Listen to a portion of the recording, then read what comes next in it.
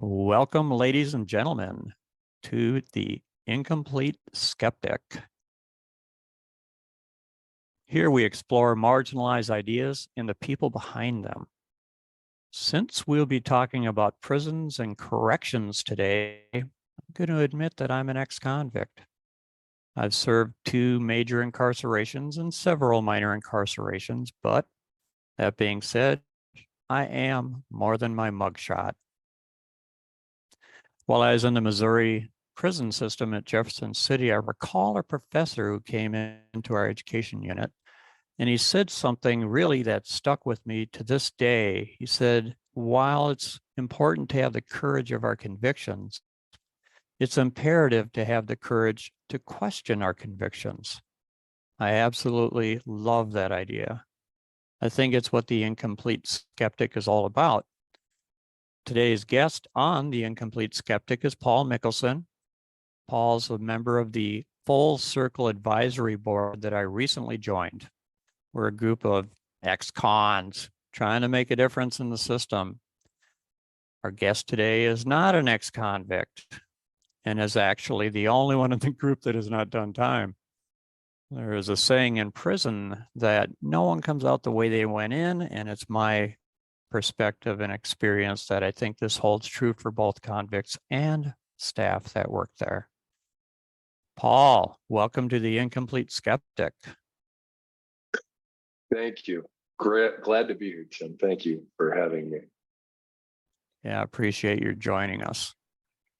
I'm going to give some background to our audience. And so just bear with me for a moment here. He graduated high school in 1978.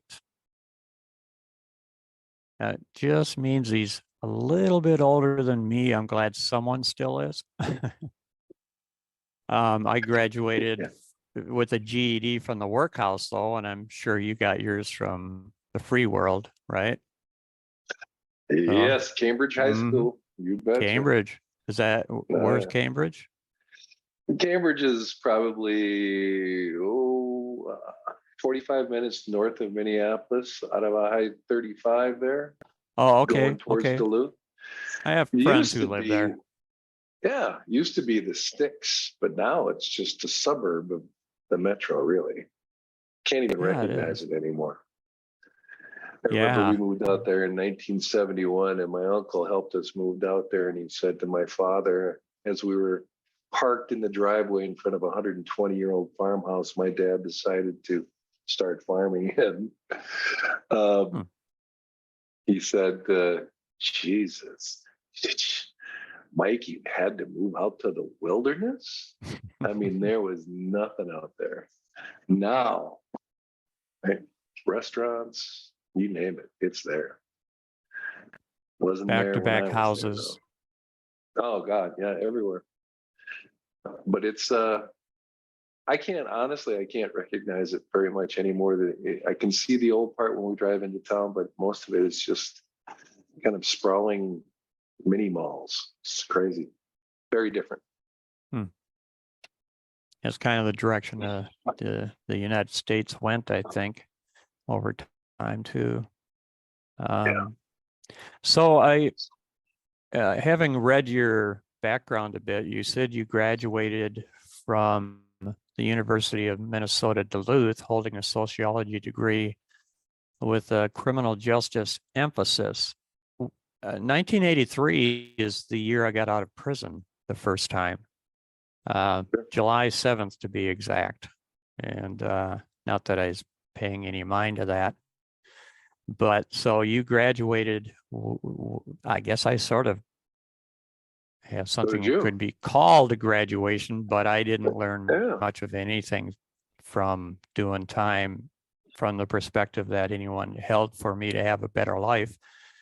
But I thought I made some good decisions. I spat on the sidewalk when I got out, gave him the finger, and, and I really, so I had no wake-up calls, but it sounds like you did. But it makes me really curious why you went in that direction. Why did you choose a sociology degree with a criminal justice emphasis? What a great question, Tim. Well, I tried business. I went into it, and I took the first 3 accounting. I took accounting 1, 2, and managerial, and I was horrible at it. And I needed to make a decision, and I went into psychology, and that fit with me. So math wasn't my strong suit, but psychology, sociology really started to hit me. And most of the people that came after me, and I want to say 5, 7 years after that, they all came in and they developed a criminal justice degree. I also liked, crime, and I was curious about court systems, and I was curious as to why folks do what they do. And so it was kind of a natural flow for me. And you got to remember, 1983 wasn't too many years before that Richard Nixon declared war on drugs. Then Ronnie came in the door and he declared war on drugs. Well, his wife did, I think. Yeah. And that dismal failure, we started locking people up. In 1978, Federal Bureau of Prisons housed just under 300,000 people. And there was, you add local jails and prisons up to that, and there was probably,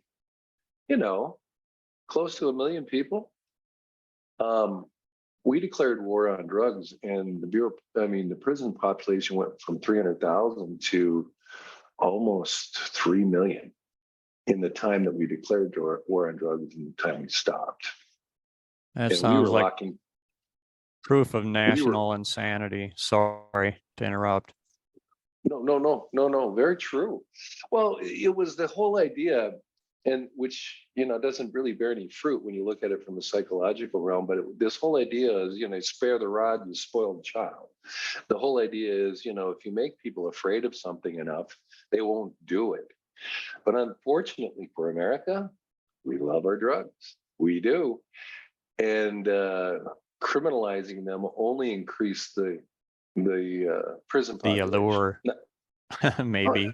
Well, and I don't know. No, look, I grew up in the 60s. You don't think I knew what weed was, what mushrooms were, what LSD was? That was rolling around all over the place. It was when we declared war on it because we thought that, law enforcement could stop an addictive society. And it was just a horrible idea from the jump. And we just started locking people up. And so that really kind of solidified my direction, because when I came out with a sociology degree with it was actually sociology, anthropology with a criminology concentration. That's what they called a criminology degree back then. They didn't even have a name for it. But that was the only place hiring. I stood in line outside of the Duluth courthouse with 750 other people, because there were no jobs in Duluth, Minnesota back in 1983. Everybody was looking for work. The unemployment rate was high. And there was a new prison that was opening up in the old air base in Duluth, the prison camp up there, the Minnesota minimum security prison camp. They used to call it Camp Walkaway, but that was the jobs. Those were the jobs. And if you wanted to work and you wanted to feed your family and you wanted to eat, you had to find some place to work, and that was it. So did I plan on going into the prison system from college? And just kind of fell that way. And then, I started my career. Okay. Yeah. So, when you talked about the war on drugs and all the laws that had to go behind it to make that profitable, I'm going to say profitable, not successful. For somebody, at least, it was profitable. It reminded me of a quote by, I think his name is pronounced Tacitus. And it might even be where the word tact came from, but he is a Roman emperor, and I believe so. Sorry if my guest can correct me if if you want, but he said the more the laws, the more corrupt the government. And it's like the more rules we set up and the more laws we set up, the more implementation, and you have to expand government. You have to expand everything to support that, and you get top heavy. And then it's like an organism that has to support itself, and it grows and it grows. So you have to pass more laws. And when you pass more laws, you have to have more people to support those laws, to build more prisons. And, going from 300,000 as a country to 3 million, that smacks of proof of corruption to a degree, and not even intentional corruption, but just by necessity going in the direction of more laws. Well, I'm a libertarian, so I'm talking in this way, but a libertarian with a small L, by the way. I'm not really a party guy, but I see a general direction sometimes in corrections where they're really just spinning their wheels at best. And this is where maybe we as a full circle advisory can come in and do something about it. But back to Mr. Paul. So you went to the BOP, which, folks, that's the Bureau of Prisons, in 83. And then by 84, you became a supervisor, and then started with the Department of Corrections. And it looks like you were there for quite a while. I was, but I put in 8 years with the Bureau of Prisons. So okay, I started until 92. Right. Okay. So I started in 83, 84 at actually Sandstone. That's a federal prison, right? Yes, it's a medium security at what they call an FCI, so Federal Correctional Institute. And then the camps are called camps, or level 1 facilities.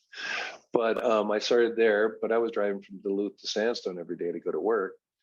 And I wanted to get into Duluth at some point because that was a short drive for me. And then I finally got there, and I stayed with them. I promoted all the way up to what they call a special investigative supervisor. So I investigated crimes at the facility that either were committed by staff or inmates at the time. I wondered what that meant. Yeah. And then we would refer them out to different federal agencies for prosecution, or we would figure out what we needed to do at the facility. But I'm sure that made you very popular. Well, nobody wanted to come and see me, that's for sure. But I have to say, the biggest compliment that I ever got from my entire career working in the prison. So I'd go to the state fair every once in a while, and I'd see these guys who, honestly, it was terrible too. I didn't know who they were, but they were bikers, and they were African-American guys. I didn't, they were walking up to me. And of course, we're living in rural Minnesota. And so my wife would get all nervous because these guys would come up and they complimented me and told me I was fair. And they wanted to know that they were staying straight and they were out of trouble. Well, but it was weird because I didn't know who they were when they came up. Mm-hmm. And so I'm trying to stumble through this conversation with this gentleman. And then they start to tell me that, oh yeah, I was at Sandstone when you were there. I was at Duluth when you were there. And the DOC, I used to get that. I used to get you were staff, but you were fair, kind of. That's really huge to me. If I saw a staff member who was fair, that just meant the world to me. I had great respect for that, and it was rare. It was my perception. It was rare. And I didn't think they were unfair always because of some sense of corruption, but they were like handcuffed to some degree, and their peer pressure was part of the deal too, But I just, I saw Warden Wood, who was the warden of OPH for Oak Park Heights for a while. And ladies and gentlemen, Oak Park Heights is a Category 5 prison in Minnesota. And I was, Supermax. yeah, it's one of the more secure institutions in the country. And I always thought of it as a gated community. So that's what I put on my resumes. I lived in a gated community, not a prison. That's just a joke. I didn't do that. And but I saw Warden the warden with his wife after my release. He was eating lunch at Joseph's restaurant with her. And I came up and I said hi. And he recognized me because I was a guy who was on his radar often enough. So, and I sat down with him, and boy, talk about a nervous look on his wife's face, and I tried to quell that nervousness because at that point I was sober. So I had a different perspective on people. And there was times where I thought Warden Wood was trying to be fair. I thought he was at least making an effort. And that's the part of him I wanted to talk to. I didn't want to talk to the part of him that I had a recollection of something else. People can look at me, I'm an ex-convict. They can have a recollection of something else with me too. But like the shirt says, Minnesota Second Chance Coalition. I believe in more than two chances personally. I have 5 felony convictions,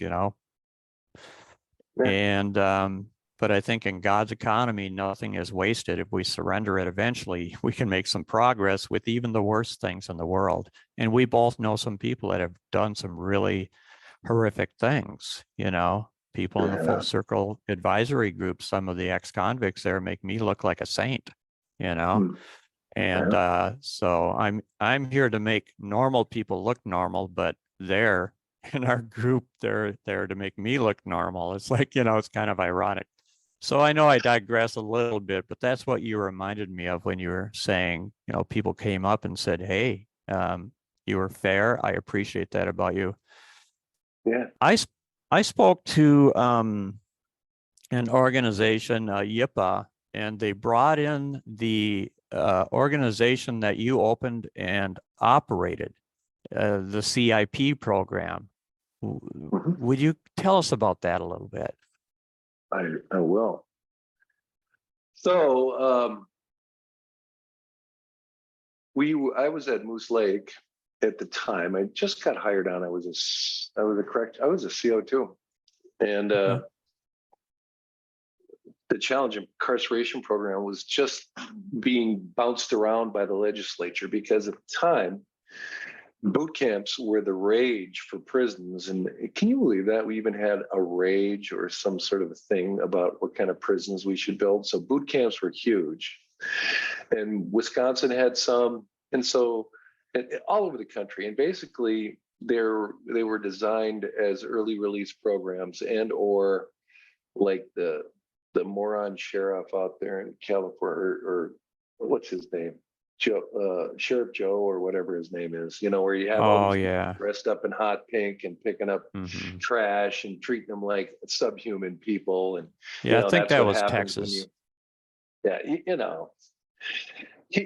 Or Louisiana, maybe Louisiana, wherever it was. Yeah, I remember them. Yeah, and so the politicians were getting the sheep all herded up, like, being tough on people who make crime. And then people would buy it. They would buy into it. And so Minnesota wanted one because at the time, the legislature had turned from Democratic to Republican. And that was kind of the red meat for the GOP back then, being tough on crime. And so much to the chagrin of the commissioner at the time, he was forced to open up a boot camp, and it was a challenge incarceration. And I interviewed it because I was a lieutenant when I was working for the Bureau, and I got promoted to a lieutenant. They hired me to open the place up. So there was 3 of us: Doug Applegren, Greg Carlson, who was the program director, and myself. I was hired on as the lieutenant, and we had a mandate from the Minnesota legislature that we were to open up this boot camp, but with the following conditions. It was going to be military dress and ceremony, right? And so guys would have to get up in the morning and we'd go for a 2-mile run. It was sir, yes, sir. They had to do, the whole marching. We were marching all over the place. Boy, did people love to see those guys march. And the guys liked to march, by the way. They were really good at it. After a while, I mean, honestly, it was, you ever watch the show A Few Good Men where they have those rifles and they're doing all that kind of stuff? Mm-hmm. These guys were at that. I mean, a lot of the guys were at that level. And then on top of that, though, we put a restorative justice program, which means that we were going to have the guys give back to the community, go out and do work for nonprofits, help, shovel snow, that kind of thing. And we also had an education mandate. So if you came in and you didn't have your high school diploma, you were enrolled in school. And so you had to, and a lot of guys got their high school diplomas from CIP. Nice. On top of that, we had a chemical dependency program. And basically everybody that came into CIP was considered either a drug offender or addicted. And so that was part of the program too. And believe it or not, at the very beginning of the challenge incarceration program, we were doing acupuncture. So we had an acupuncturist come in and do, for chemical dependency. And it was really cool. The problem was, if you want to try to get an acupuncturist up into northern Minnesota, they're far and few in between. So it was really difficult maintaining that because there was just no people that were providing the service. And then we also had a cognitive behavioral program called Cog Skills, which was developed by a PhD up in Canada. And we were administering that too. Now, we spent probably the first 4 months just basically building the place. We took over the old, what they call the group program in Willow River. There was a set of buildings out there that used to be, I think, a state facility before. It was a minimum security. They used to do truck and trailer repair out there, a lot of vocational stuff. And it was a prison also, but they got all moved out of there and we took that place over and ran Challenge Incarceration Program. Started in 1992 and it's still operational today. One of the only boot camps in the country that's still around. Everybody else got shut down because it was just an abuse. Staff would become super abusive when you give staff that much power, right? Without any kind of checks or balance, and you don't have somebody that's watching that very closely, it can become very abusive. And most of the boot camps in the country kind of turned that way, where they were doing things to guys that were close to torture, and do you remember we were completely different than that. Go ahead. Do you remember the Stanford study? I wish I could remember the name of it, but where they had in the study, they took people to be correctional officers and people to be jailed. And then they studied the reactions and gave them instructions. And then the corruption just proliferated and they were willing to do really cruel things to fellow human beings in a very short period of time. Do you remember that study? I do. And they were locking them up in jail cells, actually, right? And so yes, yeah, it was actual jail. It was like a fake cell block, right? If I remember right. It's been a long time since I saw the. In fact, I think I'll find the study and I'll put it in the detailed information on YouTube so people can look at that as well. So anyway, thank you for letting me interrupt again. No, that's a great point because it's true. I mean, it's absolutely true. And if you work inside of a prison and you supervise inside of a prison, you'll see over time that study is pretty straight on. You have to, when you put power, when you have power over, right, which is what a correctional job basically turns into over time, because you know this as well as I do. in order for you to get anything or basically do anything, you either got to go behind the scenes or you got to go ask staff, right? And you don't get anything without permission. And so putting people in that kind of a position of power is something you got to keep your eye on, because people can be really silly with it very quickly. And what we would label as cowboys in the prison system, you know, guys that put a uniform on and thought that they were bulletproof, were some of the most dangerous humans you'd ever want to work with. I'd never wanted to work with those guys. Didn't want them around me because they had a good chance of getting you hurt or killed. I mean, people, well, you know this. I got Tim. a story about the cowboy squad. You know, we call them the goon squad usually, and then there's a particular guard. OPH. They referred to him as the cowboy squad or something like that. And there's one particular officer who told me about it. Yeah. No, I was going to say, I'm sorry to interrupt him, but did they ever take you up the stairwell instead of the elevator? They did not. And that's good. I offered that to them because, you know, and I remember when one of them came to my cell and he was upset with me. He was outside of the cell, as in SEG. And, you know, and I'm not acting like a tough guy here, but, you know, I didn't like what I was hearing about him, and I called him on it. And I said, you know, I'll tell you what, how about if you come in here, you can bring in the whole crew. Just come in without your sissy shields and we'll see where it goes. And he gave me, you know, I said, come in without your helmets and without your sissy shields and we'll see where this goes. And he got this kind of crazy look in his eye, and he looked left and he looked right with his eyes without moving his face, you know, and one of those human responses when you're angry and scared at the same time. And I was scared to even say it, but, you know, I was just outraged by some of the behavior that I would see in human beings, and I didn't deal with it well. I should have kept my mouth shut, but he did not come in and beat me up. They didn't take me up the stairs or anything. And I knew they could. I mean, what am I going to do? I'm going to take a beat down, and that's all I'm going to do. So, you know, I was one of those guys that was kind of a hard case in a way, not real smart in some ways and very smart in others. But I was misusing my intelligence. But it was those few people in corrections that treated me well, and trust me, there were a few that helped me turn some corners down the road. Like I had a judge who put me out on my own recognizance once, and I did not expect it. I thought I was going right back to the jail cell, and the prosecutor just had a conniption. Is in the Hennepin County Court, and his face literally turned red, and you could see the vein in his neck just pulsing. And he said, "Your Honor, you can't do that. He's got 5 felony convictions." And the judge looked at him and says, "Who's the judge, you or me?" And he, of course, he had to back down.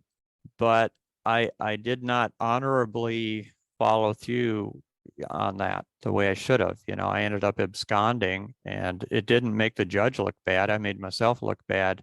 But it doesn't help when you do something for somebody and they treat you like that, and I walk away. Well, there's a lot of story. I won't go into it because this show isn't just all about me and the time I did. But I tell you, it's kind of nice to have a chance to talk about this. You know, I mean, this just doesn't happen on the Incomplete Skeptic. I have rarely mentioned being an ex-convict, but to actually get into the meat and gristle of some things, that's partly why I wanted you on the show. And, you know, I know that you try to help people like me keep their lives on track, you know, and I see you as a fair-minded person. And I'm not just trying to virtue signal or brown nose here. You know, I've got better things to do. I mean, I'm old too, just like you're retired. I'm retired from prison too, in a different way. I don't, you see what I'm saying? So I do. But going back to the CIP and whatever direction you want to take with this, that to me was a commendable program. And I know they tried to torpedo it and you saved it. Can you tell us a little about that? Yeah. Well, yeah, I mean, so CIP was kind of like giving birth to a child. I mean, it was my baby. I mean, you know, I know that Greg and Doug were a big part of that too. Don't get me wrong; those guys did a lot. But I mean, I supervised all the correctional staff, and so I had the majority of the folks, and everything rotated around in this schedule that had to be created because it was tight. You know, 6 o'clock you're up, 6:30 you're running, 7 you know you're eating. I mean, it was a very rigorous schedule. Well, the amount of successful people that have left CIP and became and never went back to prison was pretty astounding. I mean, at one point or another, we were at 70% success rate. Now, let's talk about that a little bit, because we cherry picked a ton of those guys too, right? I mean, we really looked at those who, you know, a lot of first timers. And if you had a weapons charge, you couldn't go. And then we were, you know, and then as things progressed, you know, we'd sit around and people were going, well, they had a weapon, so they can't come in. And I always said, have you ever sold drugs before? Because if you're going to sell drugs and you don't have a gun, you're an idiot, because you're going to get robbed a lot. You know, you're not dealing with people who are coming into a Kroger's and buying a steak. They're coming in to buy your shit, right? And so you need to be able to take care of yourself. Doesn't mean that the gun was never used in the crime, but it was found when they did the search, right? Mm-hmm. And so he was a felon in possession of a gun, because normally at that time, a lot of guys were repeat offenders selling drugs because you couldn't find a job. So where do you make your money? What you know how to do. You know, you sling some dope. So that went on for a lot of years, and there was a lot of success with it. And then I retired in 2013, and then I want to say 5-6 years after I retired, there was a big shakeup in the department, and a lot of that was Paul Schnell, you know, wanting to do. And I don't disagree with some of the ideas that he wants to do, because I think he's on the right track. But when you want to cut the prison population down and you want to slow the growth of prisons, you start to look at the easiest fruit to pick. And a prison on the edge of Duluth, out in the middle of nowhere, that has operating costs that, you know, cost a lot of money, and there's not that many inmates, not that many staff. And so logically, right, it makes sense from a fiscal sense, mm-hmm. to look at shutting down a prison or two.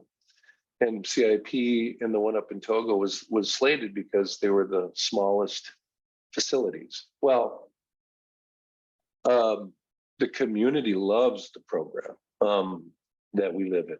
I mean, we had a flood up here back in, 2012, that, I mean, it took out entire state parks. I mean, it was that bad. And those guys at CIP sandbagged and basically saved the town of Moose Lake a couple of times from floods. Mm. And so, you know, the business people and everybody else love these guys. And we were having some good success, and I was pretty ticked off about them wanting to close it. So we stayed to rally, brought the press in. I gave a little bit of a speech, talked with Paul and Michelle, Paul Schnell and Michelle Smith at the time. Just so people know, Paul Schnell is the commissioner of corrections in Minnesota. He is. I'm sorry, you guys. No, that's okay. And they didn't shut it down. It's still operational today. So yes, good. Yes. Mm-hmm. It was an early release program too. So guys were coming in. You couldn't have more than a 60-month sentence. It had to be under that, which means 2/3 of your time does in and 1/3 on parole. In Minnesota, that's how we do it. And these guys, instead of having to do 3-4 years, they would be doing 6 months if they were successful, and then they were back on the street. Hmm. And you had women there too, though, right? We did. Mm-hmm. Hey, Tim, the ladies came. I'm going to call them ladies because I'm old, but the ladies came into YIPA, the Youth Intervention programs. I can't remember what that stands for anymore. That's kind of silly because I was their keynote one year. And but the ladies came in and boy, they were inspirational. I just love the energy they carried, and they had this feeling of self-worth that I think y'all had something to do with, you know. And I just tingle when I think of that, when people start getting their hope back and they're treated like actual human beings. That's a big deal. It is. It is. And, you know, eating right, getting exercise, moving, you know, exercising your brain. I think about myself now, and man, I think that is a big part of helping clear a lot of the cobwebs out in the head, being maybe now open. And then when you have people, because the staff that we worked there, well, my job was to supervise a lot of them, and I would not put up with cowboyism.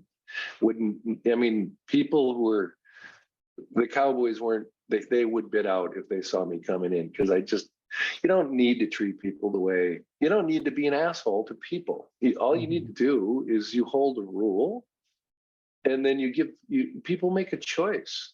And if they want to follow the rule, they do, and you support that. And if they don't, we have a conversation about it. Then what do we need to do? And if you don't still want to follow the rule, well, then at some point or another, you're going to leave, right? And so my whole philosophy was, it's your choice. I didn't put you here. I didn't place you here. You get to make the decision on what to do. And, you know, a lot of you guys are a lot better than me, so I wouldn't stand a chance. But at the same end, I'm not gonna back away on this personal issue or on this policy issue. So what do you guys want to do? And then let them choose. And then you'd have some people who walk in and say, you will do this, you will do that, you know, and who listens to that? But yeah, CIP is still up and running now. Nice. And I think it's going to continue to be that way. And I think that the exercise, you know, the conversations around addiction, the conversations around, you know, knowledge and education, I think that helps people gain worth. Because you know this better than anybody. Nobody imposes you to be a good person on you, right? Nobody says you're going to change and you change. Well, it's all internal.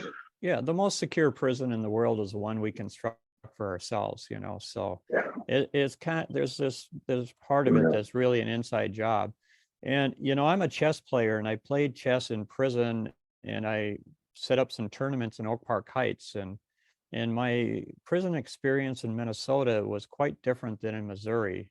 In Jeff City, they called it the bloodiest 47 acres in America at the time. So it wasn't Minnesota. And I expected this spiritual oppression here that did not, it's like I walked into Stillwater prison for orientation before they shipped me over to OPH.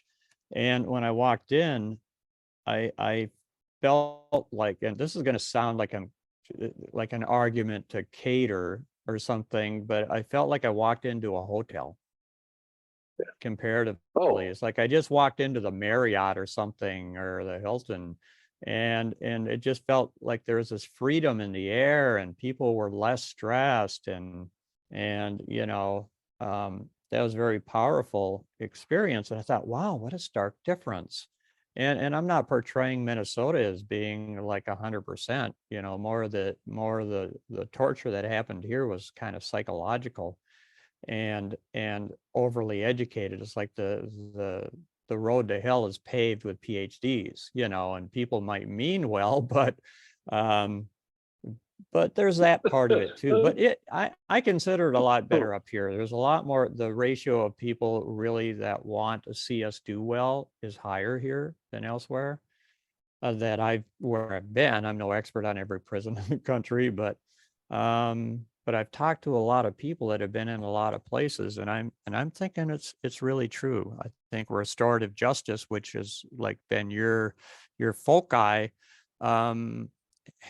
is one of the best things that's happened in the United States of America. And the birthplace, I think of it, really, the nucleus at least, was here. Maybe we can segue to the meaning of restorative justice a little bit here. because I think you're more skilled in its definitions than I am. Well, restorative justice is it's just a way of being, in my opinion. And the Department of Corrections hired Kay Paranis. I don't know if you ever heard of Kay. I do. I've met her and I've worked with her. Wonderful human being. Kay and I have done a lot of work over the years. Kay and my wife are still doing work together. We're working with a group in Brazil right now. Nice. A group, yeah, a group of prison staff in Sao Paulo. And Tell her Timothy said hi. I will say that to her. And Thank you. matter of fact, we're meeting with them next week via Nice. Zoom, so I will let her know. Yeah, But cool. Kay If you was remember. hired. I know, Tim, I will. Well, we'll be talking this Friday too. So,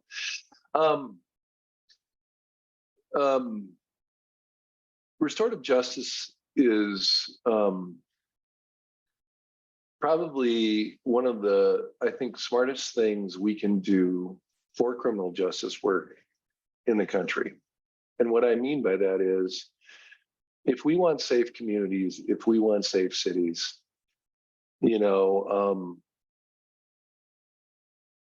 developing relationships with those who cause harm and finding ways to help those who have caused harm repair that harm with the people that they've caused it on or to,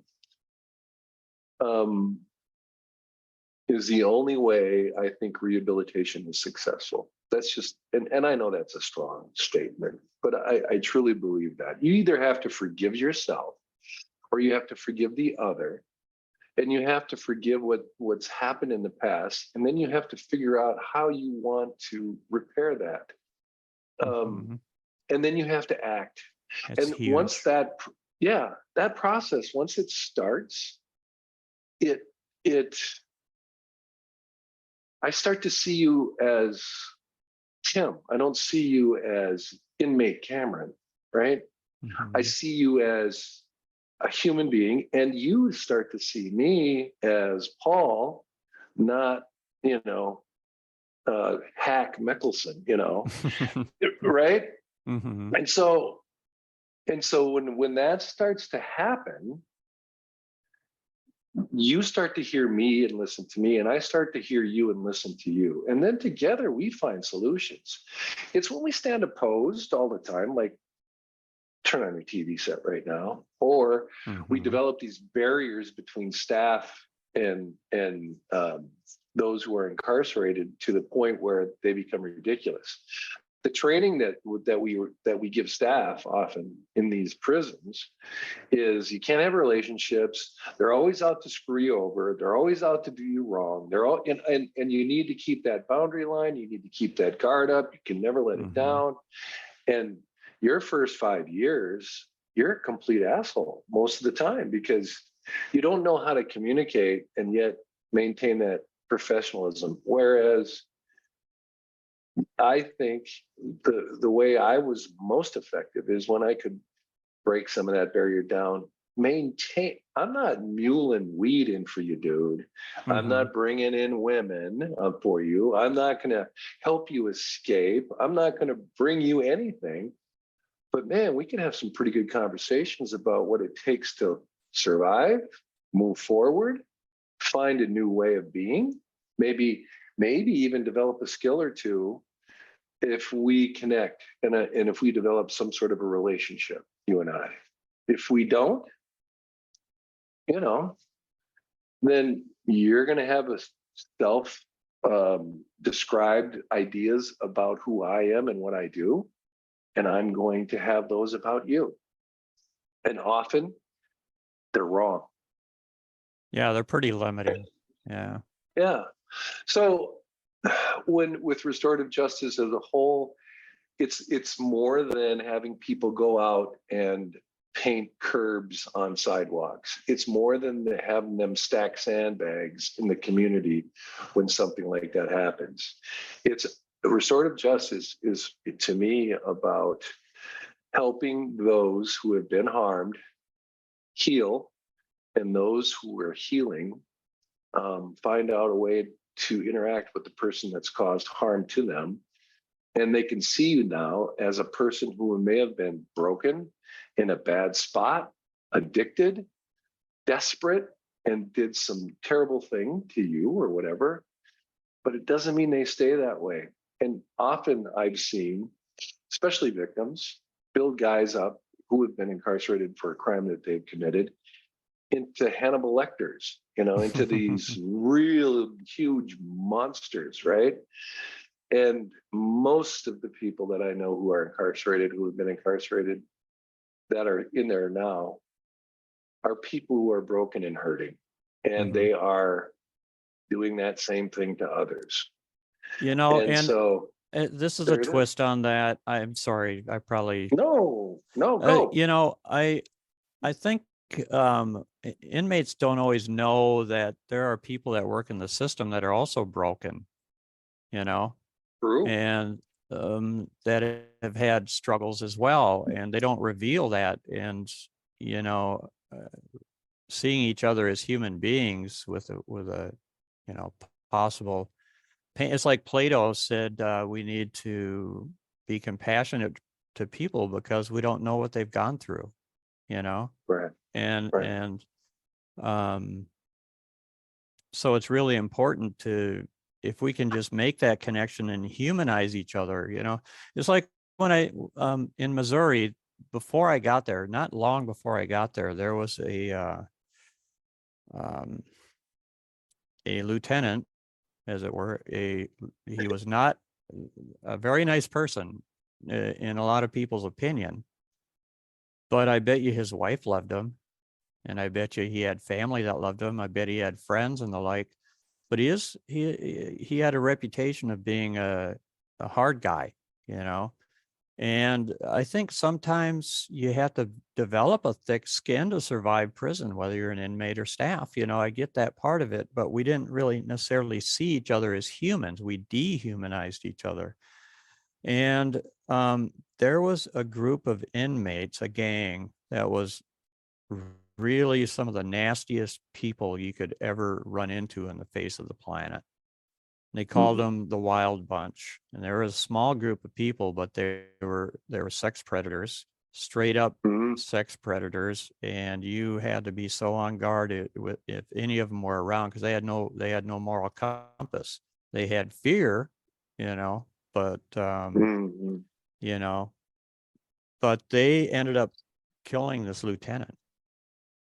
And the lieutenant was making rounds, and his radio came up missing. They weren't looking for him. They were looking for his radio. At the end of the night, his radio wasn't in the charger. And so they called home and they asked his wife, said, did your husband forget to bring his radio? Or did he bring the radio home? And they expected her to say, well, yeah, he'll bring it back tomorrow or whatever. He'll bring it back tonight. I don't know where he lived, but, I'm just guessing the scenario on that. But she said, well, no, she thought he was just working late or something, And so then they got worried. So they did a quick run through the prison looking for the radio, and they just, making noises and keeping their eye open for him anywhere. What did he fall asleep in the industry area or something? Who knows? But finding no radio and no him, they locked down the joint. And they did a cell by cell inspection, and there was one cell that had been empty. There weren't many empty cells, and they found him underneath a mattress there. And and it's a god awful thing what they found. And I don't even know if I should repeat it here, if people could even handle it. But I think I kind of need to get to the real meat of what's problematic in our society, this gang warfare idea. Because when someone we love has been killed, people put on their armor and they go out and to do unto others what has been done unto them. And but he had been stabbed 61 times. His eyes were cut out. His privates were cut off and stuffed in his mouth. His anus had been stabbed. and you know, he endured, I'm sure, the most horrible torture a human being could go through, or one of them. There's probably worse. And it it makes me want to do something to somebody just thinking about it sometimes. That deep compassionate part of me just goes, something needs to be done about this. Oh God, what horrible human beings. But imagine being someone that loved this guy, someone that worked with him. Put yourself in their shoes, and then ask yourself where the gang mentality comes from. And this is the perception we have. So when, you know, they broke up the Wild Bunch, they figured out who did it and stuff. I don't know how, and they shipped them around the country. And you know, but when the staff have one of theirs downed, then they down one of the inmates, you know, and then the inmates do retribution, and then it goes back and forth, and it's like the Crips and the Blood. And I'm not picking on any gang, whoever it is. It could be the Aryan Brotherhood, anyone, you know, the blood starts flowing, but we Yep. perpetuate the problem, and we justify it through our rage, through our justified rage. Justified rage is the worst kind of rage, you know. Mm. And W.H. Auden wrote a poem titled "The More Loving One" that I read while I was in Oak Park Heights, and I didn't understand it at the time, you know. The only reason I read the poem is because it said, look at the opening stanza, read, looking up at the stars, I know quite well that for all they care, I can go to hell. But I miss seeing the stars at night. And I'm in Oak Park Heights, and you can't see the stars at night. You might be lucky to see one or two and try to obscure the, you know, the reflection on the window. And so it was one of the few things that bothered me about doing time. I couldn't see the stars at night. And, you know, you've got the stars behind you. You've got the Aurora Borealis. To me, those are the most beautiful things in the world, right? And I missed that. And so I read the poem, and he said, you know, looking up at the stars, I know quite well for they care, I can go to hell. But on earth, indifference is the least we have to dread from man or beast. How should we like it were stars to burn with a passion for us we couldn't return? If equal affection, he wrote, cannot be, let the more loving one be me. Admirers, I think I am, of stars that do not give a damn. I cannot now. I see them say, I missed one terribly all day. And were all the stars to disappear or die, I should learn to look at an empty sky and feel its total dark sublime. And here's the clincher, though this might take me a little time. I sobered up and I read that poem again, and it changed my life. I wanted to be the more loving one. And I didn't want to be the one that looked at myself and wondering, will I ever be forgiven? And you talked about that, you know, it's like, do you want to bring that into the forefront of people's minds? Well, how can you forgive the people that did that to this lieutenant? That's a big ask, you know. Right. But it's also a big ask if you kill an inmate, or your friend gets killed or beaten by the guards. You know, I had a friend who was part of our little gig. They handcuffed him in a chair in the treatment or the control center, he and one of our other guys, and they emptied 2 bottles of mace directly into his face while he was handcuffed. And another guy, they only emptied one can of mace, probably because they only had 3, you know. And you know, so, and the guy that ran the newspaper in the prison, it was called Only the Nose Knows. And I one day asked him, well, how come you call the newspaper Only the Nose Knows? I assumed because he's a snoop. He said, well, it's because the captain, whom I won't name, handcuffed him in a chair and took a pliers to his nose and broke his nose. And you know, he was not happy with something he had done.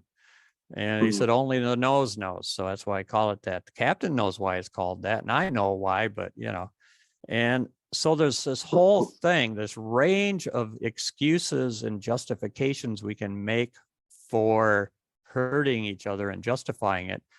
Having said all of those very difficult things, how do you, Paul Mickelson, as a human being, promote the idea of forgiveness or even still believe in it? How is that even possible?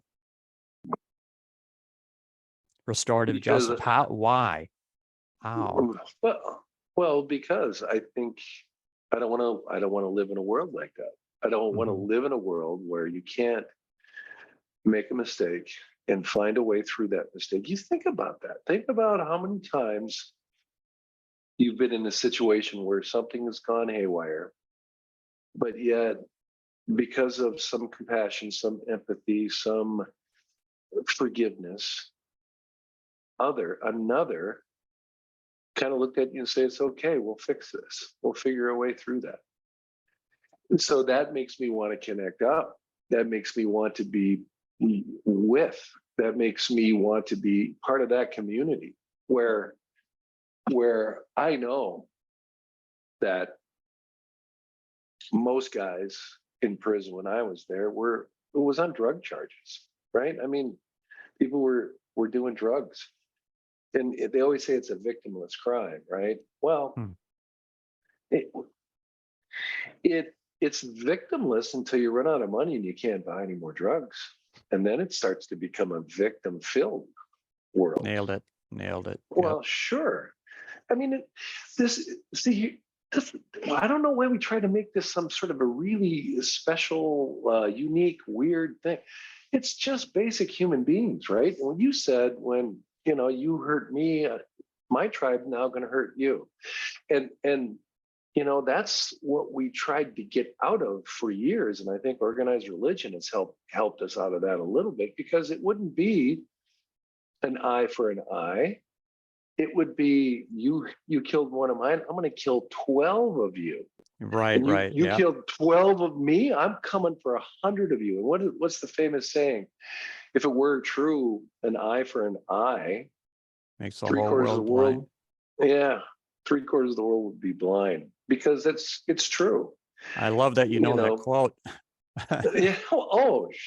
Hey, look, there's a lot of people in my family who, I got 2 ministers in my family, so I hear a lot about the Bible quite often especially when we gather together.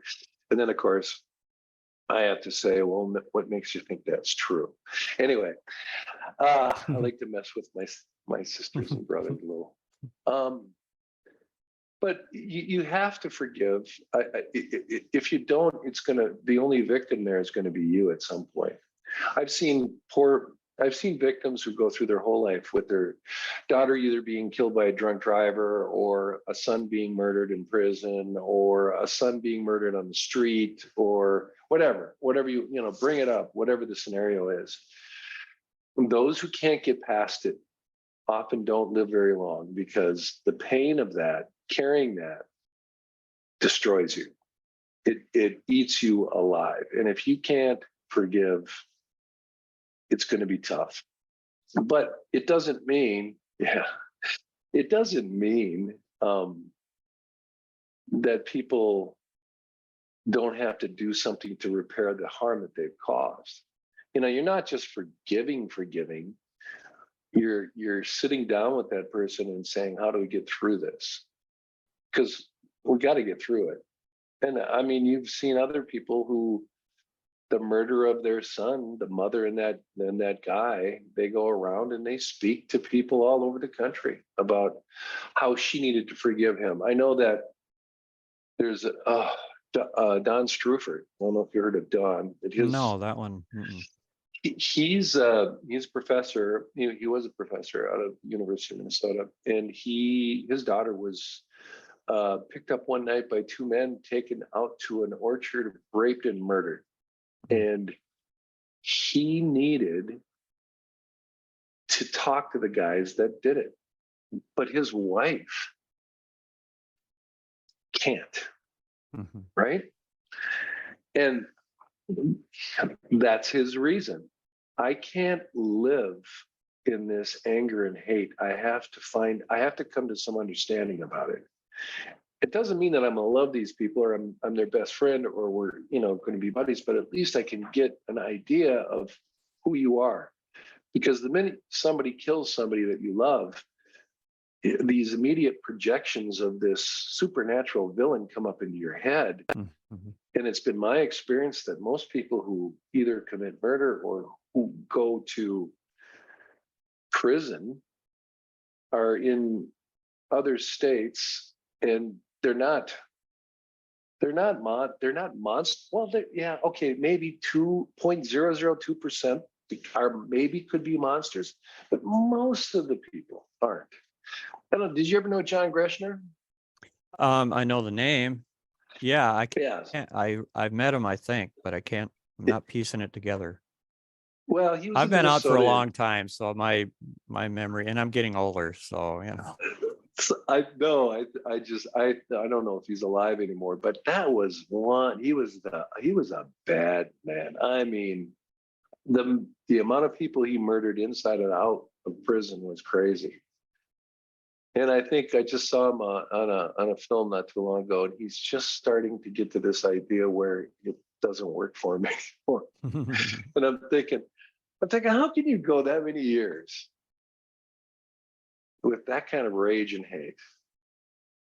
And then it takes you to this point where you just start to figure it out. And then who's going to believe you at this point, right? Yeah, right. I mean, are they even going to care that he's changed, No, I mean, well, and he's never going to see. He'll never. I think he's in Florence, Colorado. He was in Leavenworth when I was down there. Him and Dennis Banks, and I also worked with a ton of Cubans during the Martial boat lift. I don't know if you remember that in the mid '80s. Yeah, so I was TDY all over the country in a bunch of different Leavenworth, Atlanta, Oakdale, Louisiana. A bunch of places. We were down there just quelling riots because the Cubans were tearing up all of the prisons. But there was sit inside of a prison, right? And you're supposed to be doing your job, and nobody speaks English except you. You either pick up Spanish quick, or you really start watching people. But God, I don't even know where we went there, Tim. I mean, we're all over the to place, me but that's important to explore these ideas. I think these are things that people don't want to talk about because it's so hard to talk about. I mean, I had real misgivings about telling the story of the lieutenant because I think even hearing it can damage people. Some people probably tuned out if they were listening to this at that point because they couldn't keep listening. I don't know. But, forgiveness runs deeper than the offense that calls it into reality. The offense is calling the forgiveness, and the forgiveness is more powerful than the offense, but you have to forgive to discover that. You'll never know until you do it. Well, and a lot of people think forgiveness is for the transgressor, right? I mean, you're giving something to the transgressor. But if you see most victims, even victims who are, who have been part of a serious physical, a rape or whatever, often they'll walk around going, why did I walk down that street? Why was I doing it this way? Was I dressed wrong? Is that the reason this guy came after me? And so, yes, they're angry that this happened, but often they'll take a lot of it upon themselves. And just like somebody else who lost a son or a cousin or a friend, if I would have only picked that guy up that night, that would have never happened, right? And so a lot of people will take responsibility or some form of it upon themselves because they can't forgive the person that did it. And so they'll start to stew in it and spin on it in years. And the only way that I know how to help people get past that is to sit folks in a circle and have a conversation about what we need to do next to be better and move forward. And how can we do that? Because I can't do it. I have to have the transgressor there because I need to know that we're connecting and we're understanding each other. And if he's serious or she's serious about it and I'm serious about it, then what you can do is move forward. And even I've seen, especially when I was working with youth, they'll walk into it not feeling that way. But by the time we're done with the process, and some of these processes went on for months, they actually felt it. They changed. They moved towards And that happens through building relationships, effective relationships with each other and with others in the room too, sharing the story. But if you can't forgive, it'll kill you. Mm-hmm. Yeah, that's a prison sentence all of its own. Yeah. Agreed. How many times have you been in your car having an argument with yourself, what you should have done and you didn't do, right? 3 times before I even get to the car and twice after I get out. I don't know. But yeah, it's but once you touch someone's heart, or once you can imagine, even if you're using your mind right, your imagination might say, well, that person has value and we don't know why they're doing that.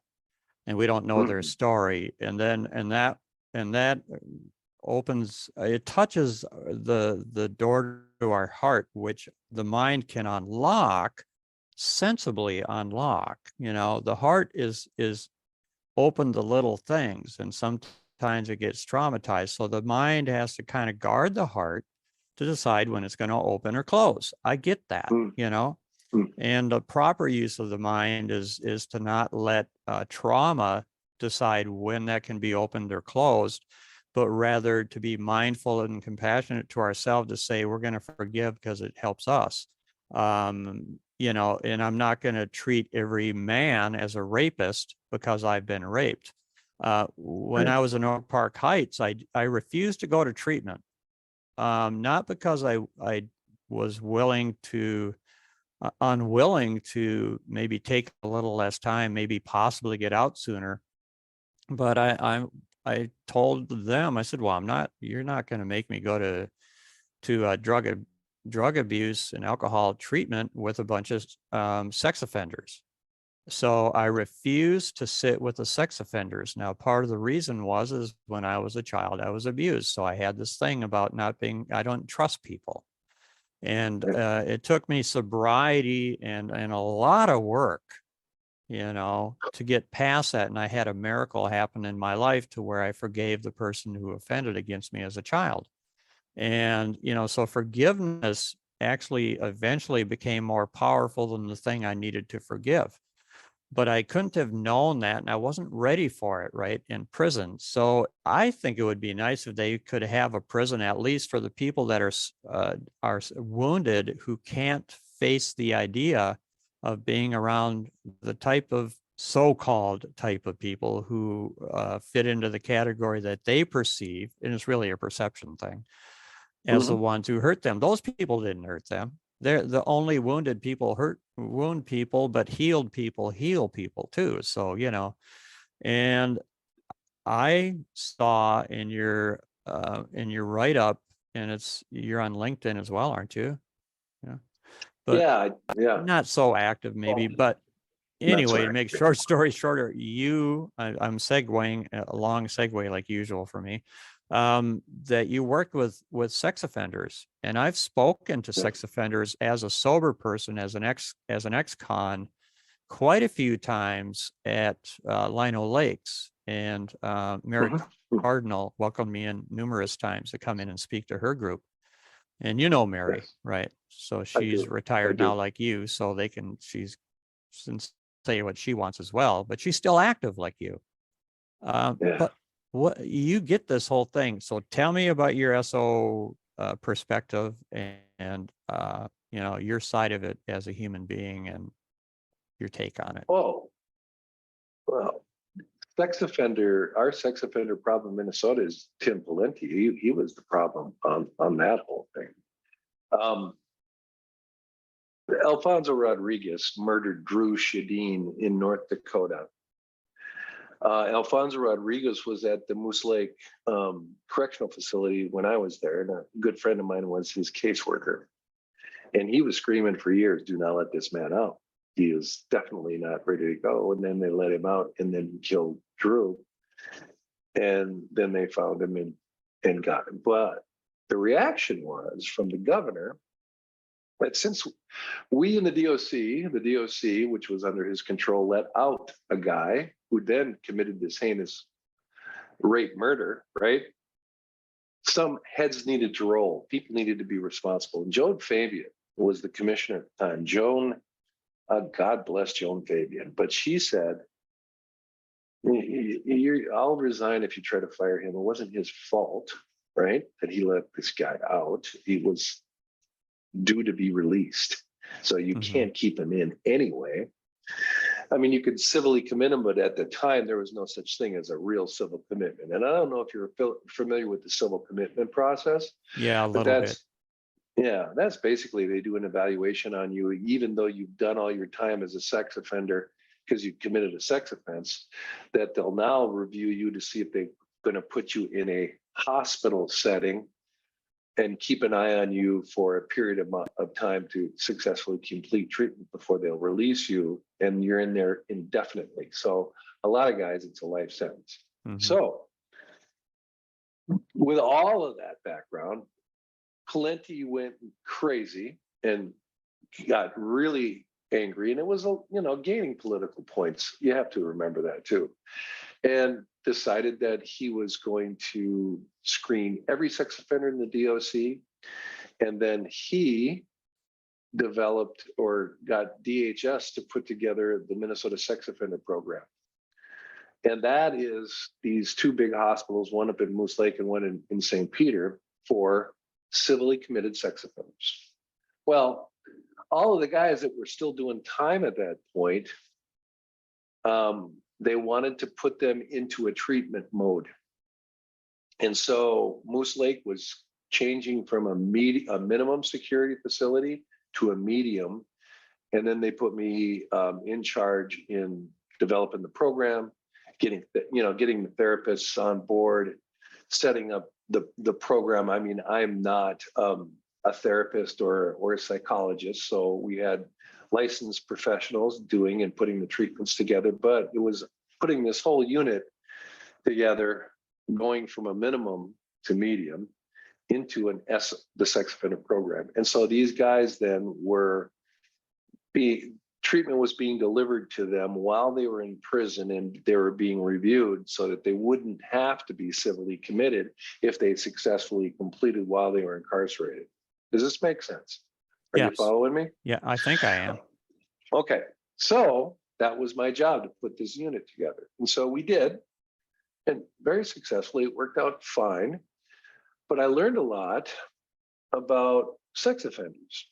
And the Alfonso Rodriguez's of the world make up such a tiny proportion of society that the impact isn't, I mean, it's horrific, right? But it's small. And then you could see that they were locking almost everybody up. I mean, I saw people who were civilly committed because they were 18 dating a 16-year-old, and mom and dad wanted to have them incarcerated because they were having sex and they didn't like it. And so it was a sex offense. I've seen that. But mostly what I saw with the SO group is that almost all of the people who are sex offenders have been sexually abused as children or as younger people. And so the abused become the abuser. And it becomes this trauma cycle of guys who all of a sudden develop this attraction to a certain victim pool. Sometimes, people goes, well, how in the world do you have pornography inside of a sex offender unit? Playboys, we need to get rid of them. Well, 85% of the guys locked up don't care about naked women. They could care less about them. They're more into young children. The Sears catalog was more pornography for that group than Playboy. That's what. And so, I started to watch all of the different treatments that they're doing. We had a thing called the plethysmograph. Have you heard of this? No. So. Oh, wait, maybe I have. I actually sponsored a guy who was a sex offender. He's in sobriety. And I'm not going to say what it is. I think I know, though. Yeah. You want me to? Yes, please. Yes. So the plethysmograph was a machine that was designed by somebody. I don't know. I probably knew back then, but I don't know anymore. But basically, they would wire a man up, his genitals wired up to a machine, and then they'd show pictures of people in his victim pool, and if an erection started, a shock would be delivered. And that's how they were trying to treat sex offenders, using sort of an advanced version of what they used to do years ago in state hospitals when they'd give you shock in your head and your brain, except they moved it to your groinal area. And that's how they were developing treatment, to see if the treatment was becoming successful and people could go through this machine and pass. And then that quickly over time got removed because it was torturous, and then it went just to cognitive behavioral therapy around sex offender treatment. And they're still doing it today in all these units. But the effect of that is that the state decided to build these two behemoth institutions, which are unbelievably expensive to build and staff. I mean, they're spending around $500 to $700 a day per inmate or patient in these places. And most sex offenders, if you put them in an area where they can access treatment and you have good supervision in the community, often you can get up to a 70% success rate from these guys. I mean, they don't reoffend. And do the math. I mean, if you think it's cheaper to lock these guys up for this incredible price, or have them in the community and actually helping them become more successful and keeping the community safer, by the way, which one do you do? But we choose often, I think, to do the most arcane, big, there's no possible way we'll have sex offenders after this, right? Which is just insanely stupid, because they're going to get out at some point or another. And yeah, if they don't go through treatment, they're likely to reoffend. But if we work with them and understand some of the things that put them in these positions to do these offensive deeds, and we can mitigate that, why wouldn't we? Far cheaper in the long run to everybody, and it makes the community safer. I look at drug addiction and drug use the same way. And you're a libertarian with a small L or whatever that is, right? Just not a party guy, but that's my philosophy. Yeah. Yeah. And see, and as far as drugs in this country, I say legalize all of them, regulate them, tax them, keep an eye on them. You want to stop the cartels down in Mexico? Take away their supply. They're not going to make any money if they'll stop sending stuff up into this country if we stop buying it from them. That's the other thing. I'm going to get on a rant. I'm going to get on a rant here a little bit, but this really drives me nuts when I watch the TV. Is let's increase these drug charges, and let's lock people up more, and let's that'll stop our drug problem.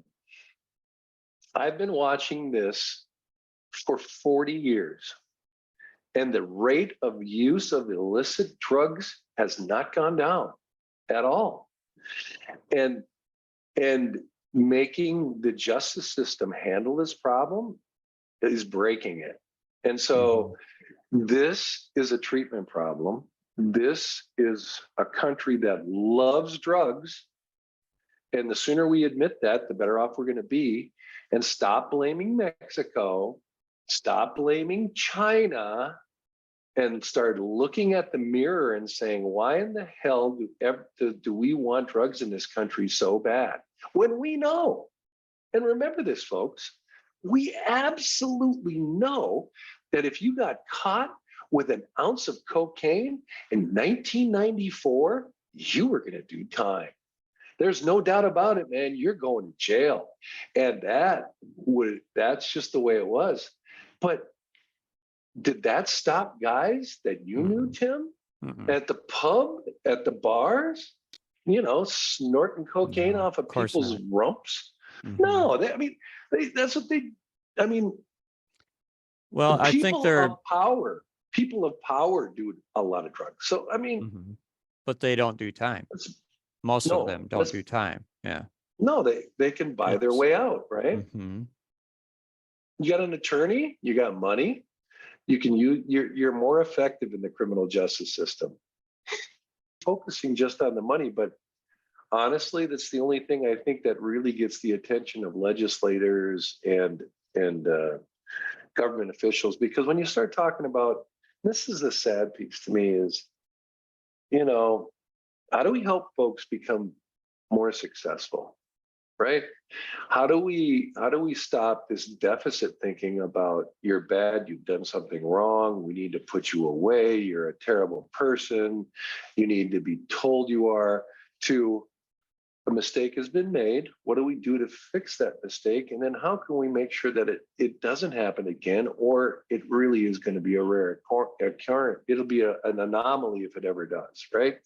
Instead of thinking that way, we're always thinking to these quick fixes, like you have somebody chemically dependent, lock them up, because it's cheaper than Mm. putting them into a mental hospital or using the medical model towards them, because it's so expensive that way. And honestly, I think a lot of it is it's cheaper to lock them up, because if you look at per diems around the country, Jefferson, Missouri, that is a hole, brother. I don't know how you Mhm. made it out of that God, place. God. It had to have been, because Mhm. man, that's rough time. Um, you know, and this too. I mean, and look how they're treated in there. And do you think that makes them safer? I mean, we have to start looking at each other, and we have to stop talking about the money. But I've been so programmed now to deal with the public administrators, politicians, and I know when I bring up money, all of a sudden you see ears perk up. When I talk about we can make these guys better, we can make our communities, the eyes glaze over. It's like we don't care. I know, it's kind And of sad. Yeah. well, but if you think about it, coming from their aspect, it makes sense. I've got 4 years to do as a politician. Where do I get my biggest bang for my buck? And it's always usually around money. And I'm not going to be around long enough to say what we need to do is help our folks be better humans, as opposed to how can we save a little bit more money? And that seems to be the driver of where we always focus, is the cost of things. And that's what gets people's attentions. And restorative justice, restorative practices saves tons of money. And I know that when I'm sitting in front of a bunch of principals, or I'm sitting in front of a bunch of teachers, or I'm sitting in front of a bunch of folks who are getting voted in and out of office every day or every 4 years or so, I know I can grab their attention when I bring up the money thing. And then for me, especially when we were developing those programs, it was, I don't give a shit how you come on, just come on. If you want to come on and it's all about money to you, fine. But if you follow the tenets of what we're doing, you're still going to save people, and people will become better at it. And our communities will become safer. The interesting thing for me, North Minneapolis has been on my mind lately. And, it's largely an African-American neighborhood, or the African-American area. And when the George Floyd thing came down and Minneapolis was burning there for a couple of days, they were burning up their own buildings. They were burning up their own shops. And my thought was, what's going to happen now when the cops won't go into the neighborhoods anymore? What's going to happen now when you're just going to let it roll the way it rolls without any assistance whatsoever? And how do these guys, survive and work and move forward, right? And when you talk to some of the people, my brother's a police officer down in the metro area. It's a war zone in North Minneapolis, because it's just gone. it's gone lawless to a certain extent. And nobody wants to do anything because everybody's afraid of another George Floyd incident. But you talk to the residents of North Minneapolis, they want cops in their neighborhood. They want them there. They need them there. And the only policing they know how to do is sitting in their cars and driving around. And we need to get out, talk to folks, bring them along, let them see you as a human, know that you're there to help keep things safe. Know that when you walk up into an alley and you got a couple of 17-year-olds drinking beer, that you don't take them and throw them in jail. You have a good talking with them. Then what are you doing? And help. That's what policing, that's what corrections is. But when you watch TV, every cop show, what do you got? They're almost military. It's like, yeah, well, that's why they wear military outfits, is because they're trying to induce fear and that whole thing. Every inmate or every person on the other side of the law is this heinous villain that'll kill you in a minute, right? And so our perspective is, we got the army coming in to take care of the bad guys. And it's such a flawed perspective. These are people that we live with in our community. Go ahead, Tim, I'm sorry.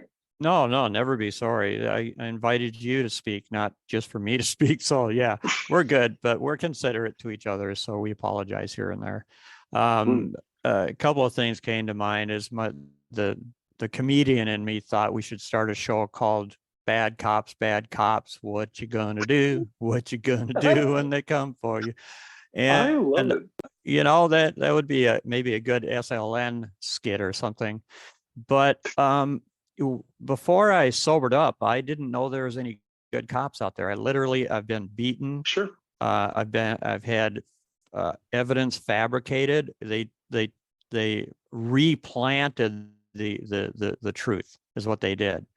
And they justified it. It's like, oh, well, we got to move the thing from here to over there to where it looks like it was an accident and it was natural that we found it. And then we don't need probable cause or things like that. And they'll fudge the truth. And, I had a cop punch me in the face because I was mouthing off and scarred my eyebrow. And, and no one did anything about it. And to me, a good cop is one that doesn't let bad cops get away with it.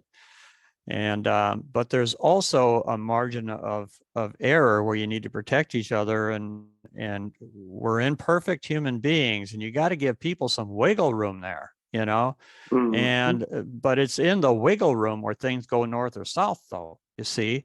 So the wiggle room can go south and things will go bad, or the wiggle room can go in the other direction. It's like, oh God, the cop gave me a break. He didn't give me a ticket. I'm going to use that for good. But then some people, it's like, I got away with it. What a dumb shit. And I'm going to do it again. No respect. I've been on both sides of that. But if I guess it just all boils down to seeing each other as humans. And when I started meeting cops, because I started speaking for Mothers Against Drunk Driving, and I was trying to make amends for the harm that I had done. I drove under the influence and killed someone, and the mother and I of the child, I ran over her 6-month-old child, and he died, in the stroller, and that was the worst day of her life. But today, she and I are friends, and she's chosen to say, I love you and I forgive you, and has sent me photographs to use in my presentations. And so we're friends now. And guess what she does? She goes into the Missouri prisons and she does rec programs, and she calls it our story. I tell our story to the inmates and try to turn them around. So and it's like the woman that was in MAD that I heard speak when I was sober 90 days, they said they're going to have a MAD speaker at our recovery event, Stillwater, Alano. And I was looking forward to getting a 90-day medallion. And then I heard they're going to have a MAD speaker there. And I thought, what is someone hitting the crack pipe that's pulling our speakers now? I mean, makes no sense to me. And Mary Jo Robinson, I don't know if you ever heard of her, but she's dead now, but she'd been around a while and started the Christ Recovery Center with her husband, George. And she introduced herself. You remember her? Did she die of ovarian cancer? No, she did die of a health issue, but not ovarian cancer. Well, maybe it wasn't. I think was she an older lady? She is older. Yeah, she's up in age, and she was. Yeah, she came to CIP and spoke to the guys, and I'll never forget her, because as I was walking her up to the stage to speak to the guys, she told me that she had cancer and it was stage 4. And I don't know. I mean, it was serious cancer. And I looked at her and I said, "Oh my God, that's horrible." And she looked up, I'll never forget that she looked at me, she said, "Paul, we're all terminal." Nice. Yeah, not her though. I mean, not that I know of. Maybe sometimes people cover up their health issues, Okay. Well, because they don't want other people worried about them or something. That happens, not because they're dishonest. They just don't want people to worry or to judge everything based on their health condition. I get that.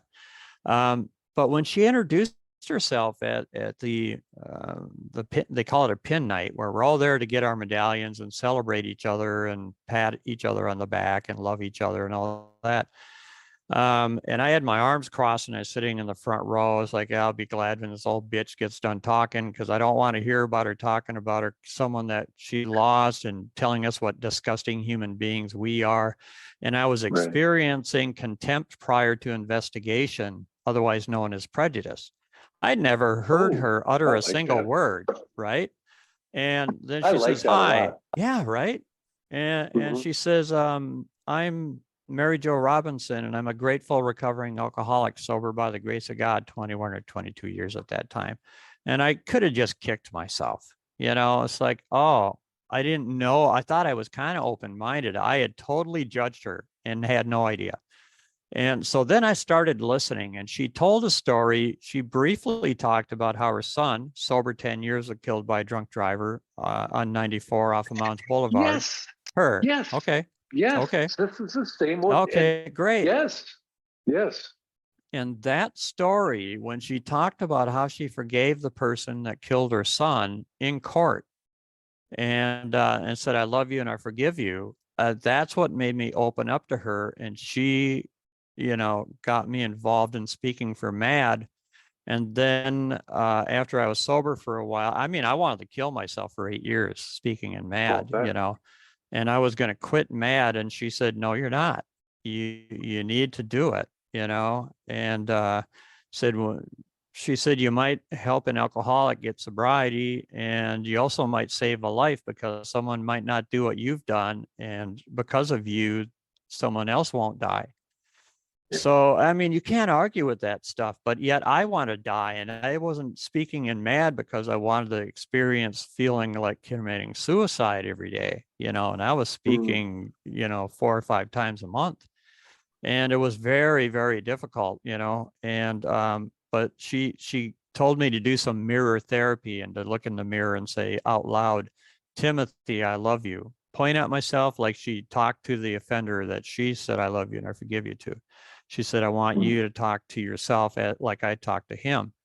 And so I did. And 8 years later, I finally forgave myself, and I didn't see the ex-convict in the mirror. I didn't see the baby killer. I didn't see the guy that was such a bigot. I didn't see a lot of things that were, it's like, where did he go? He just like disappeared in this forgiveness model.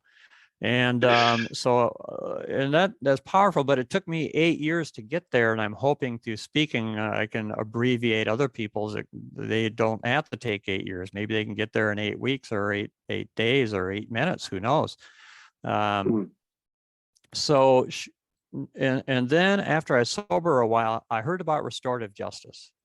And I thought, well, this is old hat to me. This is new in Minnesota somewhat, maybe. But it's old hat, because in the 9th step, we says we make direct amends to others, except when to do so would injure them or others, right? And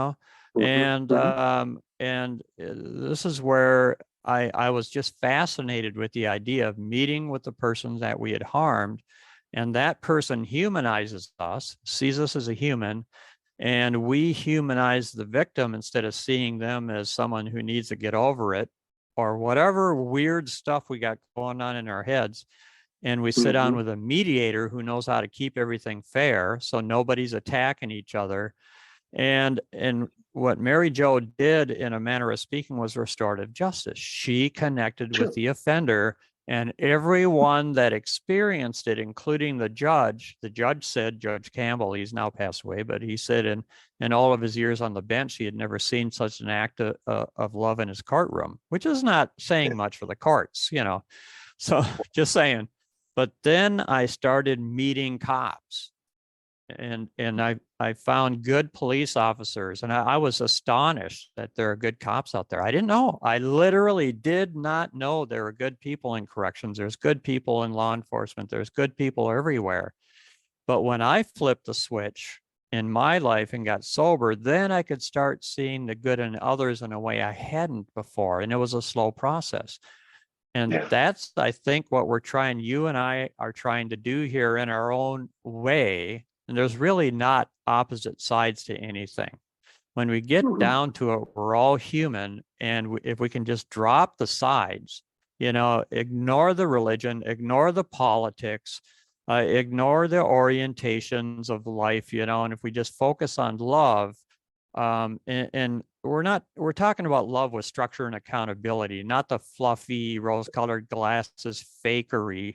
It's not that. It's very difficult to love people in a constructive way, you know, and but it is more expensive in the long run to hold on to a system that saves money in the short run. So if you can save one person from having their heart broken, you've saved more, you know, your ripple effect goes further than all the money you could possibly save, but people aren't going to hear that. So I'm hearing you when you say you got to bring up the fiscal side of it. It's reality. People don't want to pay me sometimes because I'm an ex-offender. Well, why would we want to pay an ex-offender to speak? He should do that for free for the rest of his life, and that's his price to pay. Well, how am I going to live? How am I going to eat? How can I be viable to help more people? Because you're letting me spend time in the solution instead of just making a living as a job where I can't help people because I'm an ex-offender. You know, that's right. And that's right. keep my wages down while you're at it, so I can have less time to do any good in the world. And and I'm not whining. This is just information. It really is, because no matter what happens in my life, I'm not worried about it. My old PO was slinging drugs, and he was a really good guy. His name was Dewey Miller. Not sure if you ever crossed paths with him, but you know, and and he didn't tell me that right away, but he said, you know, when I got sober, I wanted to be a PO so I could help people who have gone down my path. I should not have been locked up. I was slinging drugs, but I was an addict, and I needed therapy. I needed treatment. I needed something else. Locking me up, you know, and locking people up, it just isn't helping them much. No, it doesn't help. The only people that need to be behind bars, in my opinion, are the people who are very violent and that are hurting people. Everybody else, we need to figure a different way. Because so when we developed the Carleton County Restorative Justice Program, our county up here, we were having a day and a half of juvenile court. So juveniles would be coming up on a Tuesday and half a Wednesday, and they'd be going up in front of the judge, and they'd get sentenced to whatever program, whatever, you know, youth facility if so deemed, right? And they were using the courts to deal with this. And so we, with one of the PO officers, we started to think, is there a better way to do this? And so I developed a relationship with the county attorneys because they hated doing juvenile court anyways. It's the worst because the parents are pissed because they're not at work and they have to bring their child in. They're upset with their child because their child is doing a bunch of shit that's getting them into trouble. And so they're angry. And who do you think they take that out? The bailiffs, who are setting everything up and getting people in and out of court. And it was a day and a half of this. And I sat down with the county attorney at the time and I said, give us every kid that comes through to you. So that's where the power rests, right? So the county attorney is the one who decides to charge or not. And we got with the judges in Carleton County, we got with the county attorney, and they gave us every child that got a ticket that would come to the restorative justice program. And we set up sentencing circles. And so this was through Kay Paranis's training, right, on how to operate a circle and facilitate a circle. And so we had 2 community members who were volunteers who were part of the circle. We had the victim and a support person with the victim if they wanted it. Then we had the offender, for the lack of a better term, and their support person. And then I would facilitate a circle process, and we called them sentencing circles. That's what we called them. And so the court and the attorney and we'd bring the cop in, by the way, too, and he would sit in the process too. Yes, we'd invite him in, and most of the time they came. And so now that's a little surprising, but well, I would for me, but bit. Now I get okay, yeah. No, I'd have to wait. Well, look, you'd have to appeal to their conscience in a new way. Yeah. Well, and it's, when you're dealing and you're watching TV, they think it's foo-foo, huggy, touchy-feely, they're cops, blah, blah, blah, But the kids were a great one. So we'd have all of those people sit down and us together as a group, using the circle process and a talking piece, would design the sentence that the kid had to do to repair the harm he caused to the victim he created. I remember that. Yes. And the victim had a say in it. The community had a say in it. The cop had a say in it. The kid had a say in it. And the kid's parents had a say in it. And I'm telling you, I would sit in these processes. And when it came time for the kid to talk, he'd get the talking piece. Honestly, most people thought that what the kid would say was, I just think I should be yelled at and sent on my way, or something like that. They were so much harder on themselves than anybody else in that group, including the victim.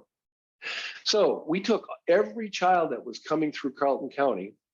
I would sit with the county attorney every Tuesday, I think, and we would go over everything that was coming in, and then I'd set up my week, and we'd start sentencing circles or conferencing or whatever it was, depending on the crime, because you wouldn't want to do a full-blown circle process for somebody who's shoplifting lip gloss.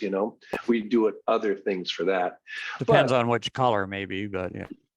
Well, and that was the other thing, because I mean, the color of the lip gloss, not the color of their skin. Sorry, yeah, but that actually segues nicely into this idea too, though. Yes, because we have the Fond du Lac Reservation up here, and it's big, and disproportionately, Native kids would be doing a lot more lockup time and being sent away than the white kids. Geez, how's that? Does that surprise you? No. And we took them too.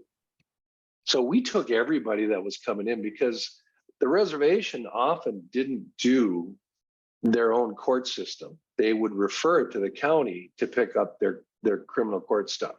And so the county was doing that for the reservation. It was an agreement that the two of them have. And they were noticing that their kids weren't going off to these juvenile lockups, and they were actually getting better. And the parents who are participating in this process got to sit with other adults who didn't look at them as, you're a shitty parent, you're a terrible person. And it was all about, okay, so what do we need to do to repair the harm that's caused to this person? And we would find out, we did some amazing sentences for these kids. One kid he was playing baseball, mailbox baseball. Have you heard of this? So they go, Yes, I've played it. Yeah. and you played it too? Okay. Mhm. So he hit this old man's mailbox. And the old man wanted to basically have him hung from a yard arm, right? But and before the process, I talked to the older guy, and he said, "I'll tell you what, if that little guy says anything, I'm going to smack him right upside his head." And then the kid said in a private conversation before this, "If that old man comes at me, I'm not above getting up on my chair and taking him out." You know, this is where they were before we sat. Wow. Yes. Yeah. That's why we have mediators. That's right. Well, and I had the mailbox, the actual mailbox, and it was in the middle of our circle. It was sitting right in the middle of our circle. So it was one of our visuals, right? Okay. And so within two passes of the talking piece with those two, and by the way, his mom and some community members, and there was a bunch of people in there, right? So there's probably 6, 7 of us. They became the best friends ever. Wow. And the guy decided to move out of his house to an assisted living, and guess who came over to help move him out? That whole circle and that kid. And we moved him out and got him to, but that was one. We had a breaking and entering of an occupied residence. Now that's a felony, don't you think? That's a big deal. Yeah. Yeah, two kids coming into a house with mom, dad, and children sleeping in the house looking for credit cards and drugs. And when they came in, they made enough noise where dad got up, grabbed a baseball bat, came into the living room. The one kid took off, the other kid hid behind the couch. And nobody knew he was there. And the cops came, and so they're all sitting there talking. And one of the kids, the daughters, looked over and saw this kid huddling behind the couch and said, "Hey, who's that?" And it was one of the burglars. And they picked him up, slammed him, and cuffed him. They brought him in. She, the victim of this, her husband was a pretty affluent dude who was out of town a lot on business trips. And for one of our local companies, bigger companies, she wouldn't let him leave to go out of town anymore because she was certain that these two boys targeted her and her home because they didn't live too far away. And she was certain that they were going to do it, or others were going to do it again, because that's how it would be. And she was devastated. She was afraid. She had two young girls. Yeah, so, it's traumatic to have someone in your home and like that. I think I get bet. Yeah, I get the fear. It was wrecking their marriage, because he couldn't leave and he had to. You could imagine the back and forth. Same with drunk driving. They have a kid absolutely. dies, and more often than not, they get divorced eventually. Yep. So we sat with this kid for 18 months. We did 18 months with him, a year, because it was a serious crime. No, it was less than a year. I think 11 months. She invited him and this entire circle over to her house for Christmas dinner. And the two of them became close friends. The kid who broke into her house. And we went up in front of the judge, and just like that experience that you were talking about with this one, he said the judge was beaming when he saw how the kid had turned it around, how the victim was happy, and the experience of this process, everybody benefited from. And often I would walk away from those processes going, God, I feel guilty. I think I got more out of it than anybody. But she was able to go about her life. She knew this kid now who broke into her house. She was comfortable back in her neighborhood. Her husband was going back out of town and doing things. Her children, they graduated from high school and they are on to be successful. And this kid then went in the military and did wonderful. And so this was sitting down with somebody, with the community there, with law enforcement there, with the victims there, facilitated conversation. And we had so much success from the kids in that program that I can't even tell you. I'd had bailiffs come up to me and said, man, I just want to thank you. There's nobody at juvenile court. I mean, it's empty up there and it's great. I don't have to deal with it. So I want to ask about the cop that was there that you said you twisted his arm, but what was his take on it? Where did that go for him or her? No, it was a him. Okay. And first it was, he's not going to learn any fucking thing from this, Paul. He's not. I tell you, I know this kid, he's been running, he's been in trouble, blah, blah, blah. I said, I get it, but has he heard that from you? Has he heard how you felt that night, when you had to arrest him? Does he know why you did what you did? Well, no, I said, wouldn't it be a good time to sit down and just have a straight conversation and ask him, where are you going to go? Kind of like in our group the other night where, some oddball staff member comes up and says to him, how long are you going to continue this, right? And it clicked and it hits all of a sudden out of the blue. And so, I mean, do you want this kid to be back out there, or do you want this kid to stop being part of your night?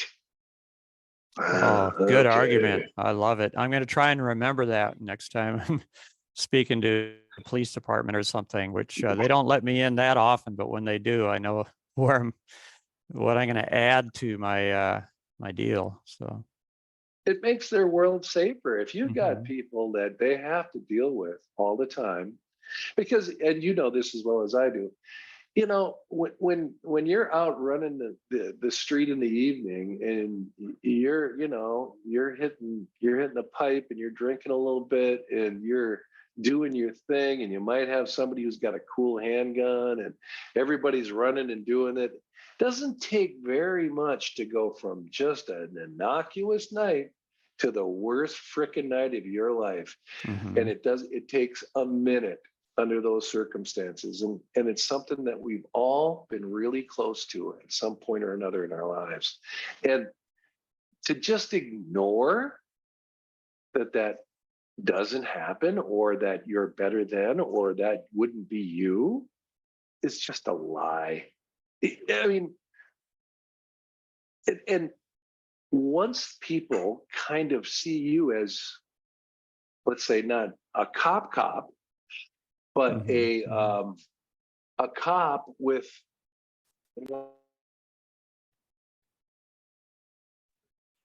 a cop that's actually okay, that's cool, that I can talk to, that I'm all right with, I'm gonna probably stop doing my shit. Amen to that. Or I know who you are, and if I see you out on the street and you see me and I see you, you're likely probably to go home, because I'm not going to mess around tonight with Jones out there. He's a good dude, right? And so those are the kinds of things I think we need to do, both inside, when you talk staff dealing with guys on the inside. Who are we putting behind bars, and why are we putting them behind bars? And can we have a restorative response to it, as opposed to a punitive response that we know doesn't work? It doesn't work worth a darn, but we keep doing it.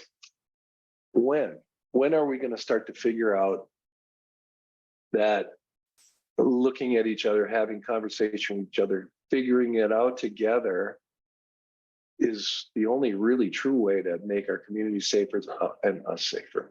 So, you know what? I really hope that this particular episode of the Incomplete Skeptic serves as a talking piece, if you will. And you referred to the talking piece in a restorative circle, but you didn't say what a talking piece is per se. Care to explain that? Good point. Sure. So when you're engaging in a circle format, and we're working with a lot of schools, working with a group in Brazil right now too. When we employ the circle process, we all sit in a circle. There's a talking piece that's used, and the talking piece is an object brings special significance to the either facilitator or the group. Oftentimes you can we used stuff from a part of the crime as a talking piece so that everybody was looking at it every time it went around. And a question is generated by the facilitator, which would be me in this case. And then I would pass the talking piece to the next person to my left, usually. And then that person can respond and everybody can listen. And then when they're finished, they pass the talking piece. And what it does is it orders speech. So everybody's not talking over each other. The strongest voices in the room aren't dominating and running the thing. And everybody gets a chance to weigh in. And so all of us feel heard when we sit in that process. And Kay Prentice was one of those folks. Well, she did our training. I mean, that's why it's years and years and years ago at the DOC. She did our training too when I worked for Washington County. Yeah. Oh, yeah. Mm-hmm. Absolutely.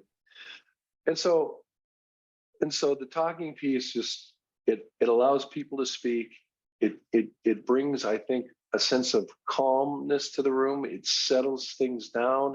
It slows it way down. And when you're talking about victims and offenders who are kind of hyper vigilant when they come in about sitting with these folks, it's a real nice way for people to kind of settle in, settle down, and bring their best self. And we'll always open the circle with a reading, and we'll close it with a reading.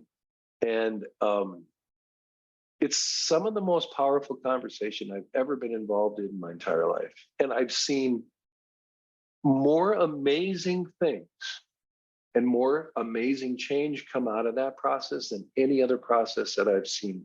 I'm even talking church and people finding religion. I've never seen anything that's as effective. This process that was gifted to us through the Indigenous folks in Canada was something that's just truly amazing. It is amazing. Well, yeah, and so when you talk to people who go to court, right, and you ask them, how was your experience, either a victim or a person or an offender, they'll tell you it sucks. Everybody who walks out of court doesn't feel good. Almost everybody that walks out of a circle process feels better. Mm-hmm. And to me, that kind of says it all. Not only do they feel better, saves money, saves staff, helps people become more successful, strengthens the community, and it makes it more safe. Man, if I know you, I'm less likely to do something violent to you. If I don't know you and don't care about you, I can do some real heinous shit. And that's the kind of thing that I think is our problem. And getting to know these folks, us talking with one another, it's the only way to make it all safe. Well, I want to thank you for your work, and you've given me another reason as an ex-offender to spend another day doing the good work instead of the bad work. And I think it's been people like you in my life that have made such a huge difference. And I'm glad there are good folks out there. And, we're creating our ripple effect, man. Let's be the talking piece, right? In other people's lives and allow them to be one in ours. So that being said, I will say with structure, accountability, and honor, I love you, brother. Thank you for your work and your contributions. And I'm glad you're retired, so nobody can do that to you. Yeah. No wagging of fingers. All right. Well, they can, but you can keep talking. You're welcome. And thank you, Tim, for all the work you're doing and the gifts you're giving back. And the road that you're walking is a beautiful one. And proud of you. Love you back. Peace out, man. Thanks, folks, right, for brother. tuning in to the Incomplete Skeptic. Yes. Thank you.